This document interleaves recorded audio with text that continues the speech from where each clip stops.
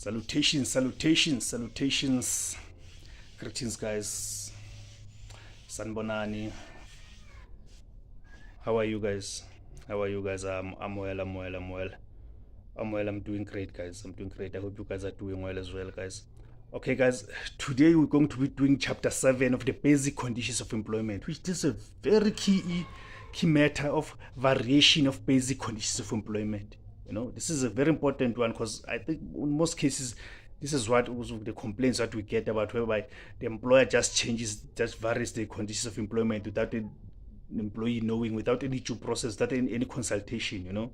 So this is a very important one, guys. And I still urge you guys, please subscribe to the channel, please invite others.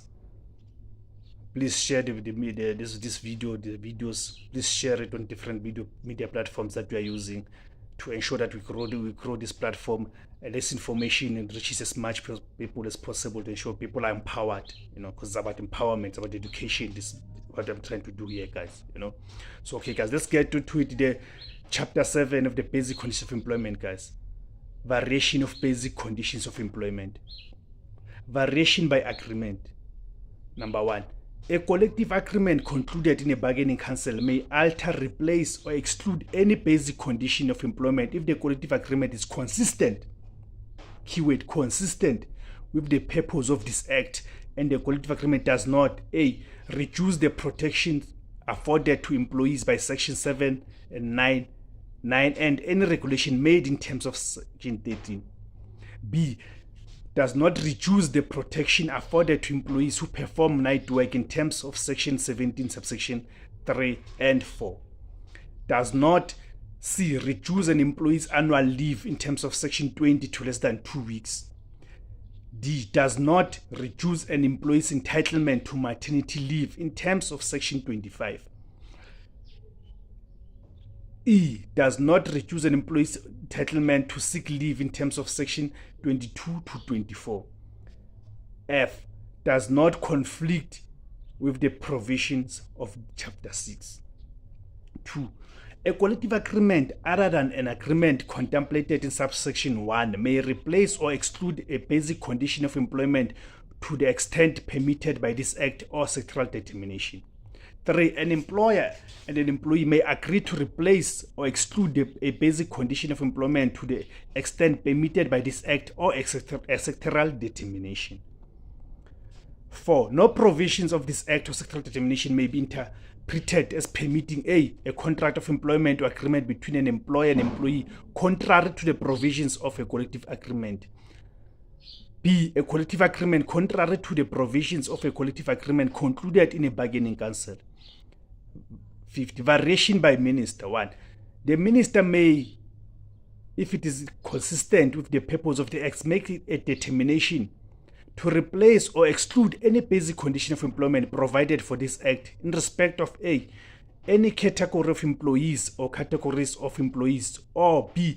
an employer or employee in respect of whom an application is made by 1. the employer, 2. the registered employees organization, 3. the employer and the registered employers organization.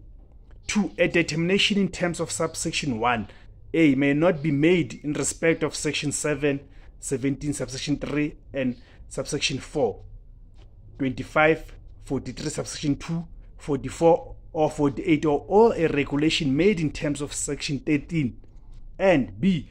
may only be made in respect of section 43, subsection 1, to allow the employment of children in the performance of advertising, sports, artistic or cultural activities.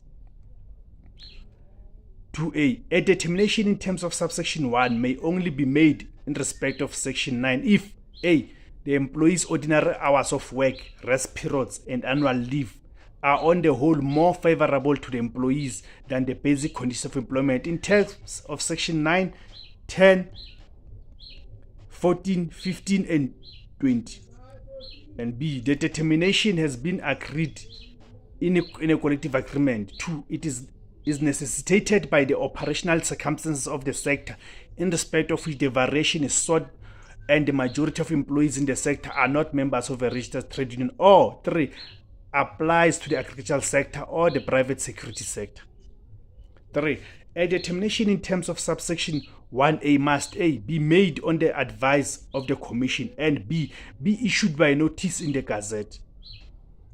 Number 4. The Minister may request the Commission A. to advise on any application made in terms of subsection 1B. B. to prepare a guidelines for the consideration of applications made in terms of subsection 1B. Number 5. A determination in terms of subsection 1 that applies to the public service must be made by the Minister with the concurrence of the Minister for the Public Service and Administration. 6. If a determination in terms of subsection 1 concerns the employment of children, the Minister must consult with the Minister for Welfare and Population Development before making the determination. 7. A determination in terms of subsection 1B may be issued if the application has the consent of every registered trade union that represents the employees in respect of whom the determination is to apply. B. If no consent contemplated in paragraph A is obtained, a determination in terms of subsection 1B may be issued if 1. The employer or employer's organization has served a copy of the application together with a notice stating that representations may be made to the Minister or any registered trade union that represents employees affected by the application. And 2. In the case where the majority of employees are not represented by a registered trade union, the employer or employer's organization has taken reasonable steps to bring the application and the fact that the representations may be made to the Minister to the attention of those employees. Right? Still following, guys. 8. A determination made in terms of subsection 1B A may be issued on any conditions and for a period determined by the Minister. B may take effect on a date earlier than the date on which determination is given, but not earlier than the date on which application was made. C must be issued in a notice in the prescribed form if the determination is made in respect of an application made by an employee. All right, still following, guys.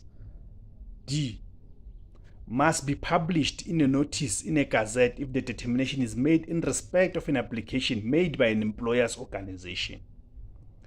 Number 9.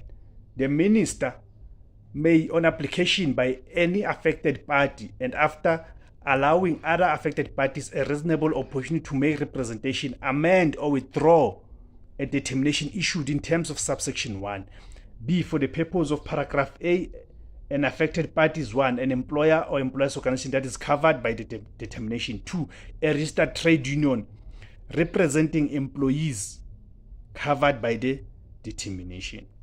3. Or an employee covered by the determination who is not a member of a registered trade union. Number 10. An employer in respect of whom the determination has been made or whose employees are covered by a determination in terms of subsection 1 must A. display a copy of the notice conspicuously at the workplace where it can be read by the employees to whom the determination applies. B. Notify each employee in writing of the fact of the determination and of where a copy of the notice has been displayed. And C.